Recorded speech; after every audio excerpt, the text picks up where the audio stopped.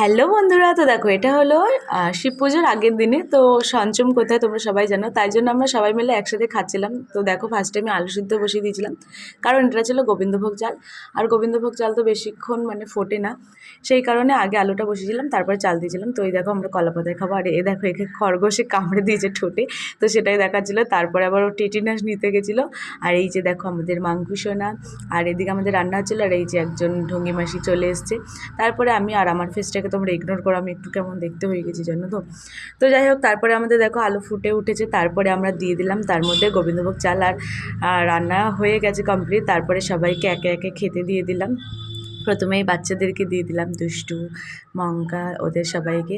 আর আমি কিন্তু আলুটা মাখিনি, এরকমই টুকরো টুকরো ছিল, তার মধ্যে শুধু ঘি দিয়ে দিয়েছিলাম, ঘি আর নুন দিয়ে। আর ওদেরকে জিজ্ঞাসা করছিলাম কেমন খেতে হয়েছিল, ওরা তো সবাই বলছিল খুব ভালো। আর সত্যি বলতে গোবিন্দভোগ চালের ভাত আমারও খুব ভালো লাগে। তারপরে আমরা রাতেও করেছিলাম, এই যে দেখো রাতে বাচ্চারা ছিল না, আমরা শুধু কয়েকজন করেছিলাম। আর যেহেতু আমাদের ছাদের উপরে আলো ছিল না, সেই কারণে রিং লাইট লাগিয়ে আমরা মানে পিকনিক মতোই যাই হোক আর কি মানে করেছিলাম সবাই মিলে। আর ওদিকে দেখো ওরা, আমার বাবুর শরীরটা একটু খারাপ ছিল, তার জন্য খাচ্ছিল।